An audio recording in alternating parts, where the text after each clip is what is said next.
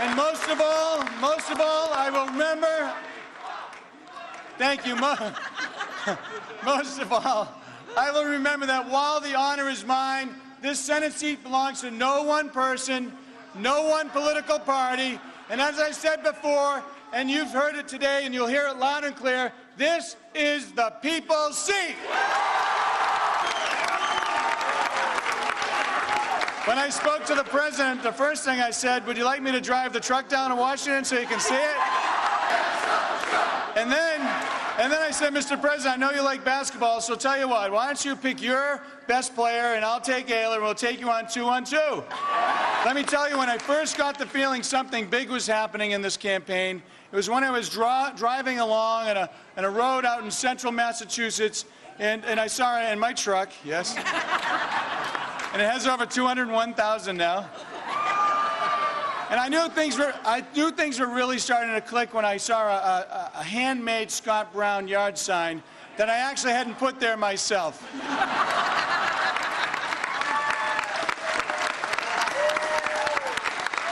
And this little campaign of ours was destined for greater things than any of us knew, and the message went far beyond, the sign that was there placed in the snow.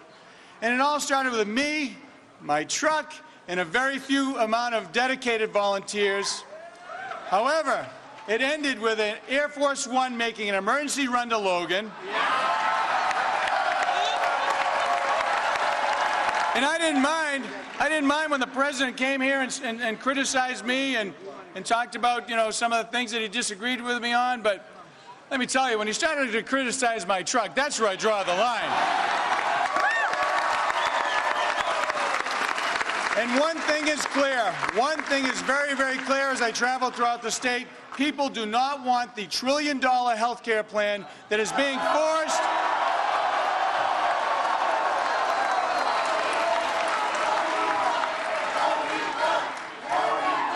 That is being forced on the American people. And this bill is not being debated openly and fairly. It will raise taxes. It will raise taxes. It will hurt Medicare. It will destroy jobs and run our nation deeper into debt. Thank you. We have more of a show coming for you, so we're very excited. But when I'm in Washington, I will work with the Senate, in the Senate with the Democrats and Republicans to reform health care in an open and honest way. No more closed-door meetings, backroom deals, backroom deals with an out-of-touch party leadership.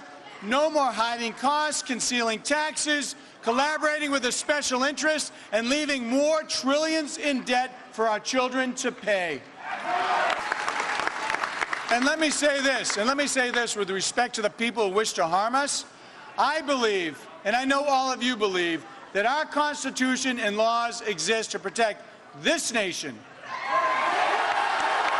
Make it very, very, very clear. They do not grant rights and privileges to enemies in wartime. And the message we need to send in dealing with terrorists, our tax dollars should pay for weapons to stop them and not lawyers to defend them. Raising taxes, taking over our health care, and giving new rights to terrorists. Giving new rights to terrorists is the wrong agenda for our country. And what I've heard again and again on the campaign trail is that our political leaders have grown aloof from the people. They're impatient with dissent and comfortable in making backroom deals, and we can do better.